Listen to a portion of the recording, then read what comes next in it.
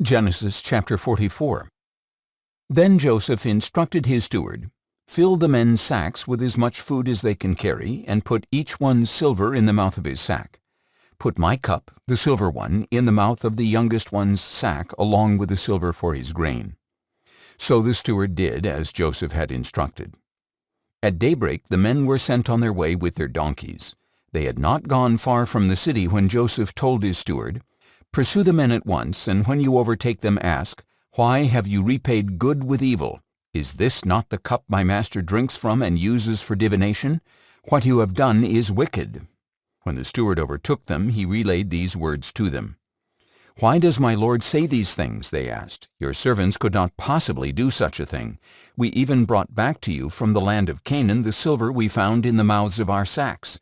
Why would we steal silver or gold from your master's house? If any of your servants is found to have it, he must die, and the rest will become slaves of my lord." "As you say," replied the steward, "but only the one who is found with a cup will be my slave, and the rest of you shall be free of blame." So each one quickly lowered his sack to the ground and opened it. The steward searched, beginning with the oldest and ending with the youngest, and the cup was found in Benjamin's sack. Then they all tore their clothes, loaded their donkeys, and returned to the city. When Judah and his brothers arrived at Joseph's house, he was still there, and they fell to the ground before him. "What is this deed you have done?" Joseph declared. "Do you not know that a man like me can surely divine the truth?" "What can we say to my lord?" Judah replied. "How can we plead? How can we justify ourselves? God has exposed the iniquity of your servants. We are now my lord's slaves, both we and the one who was found with a cup."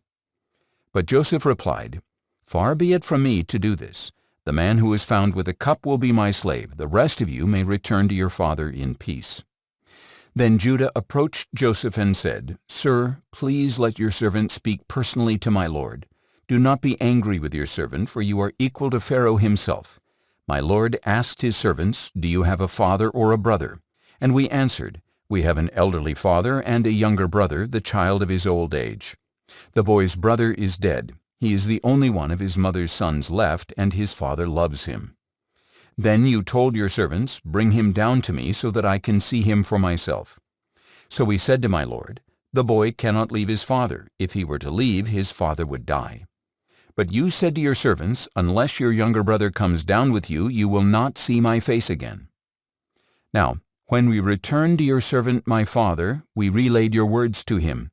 Then our father said, 'Go back and buy us some food.' But we answered, 'We cannot go down there unless our younger brother goes with us. So, if our younger brother is not with us, we cannot see the man.'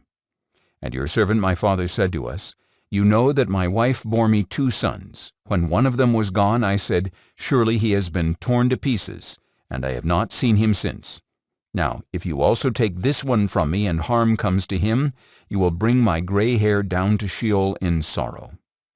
So if the boy is not with us when I return to your servant, and if my father, whose life is wrapped up in the boy's life, sees that the boy is not with us, he will die. Then your servants will have brought the gray hair of your servant our father down to Sheol in sorrow.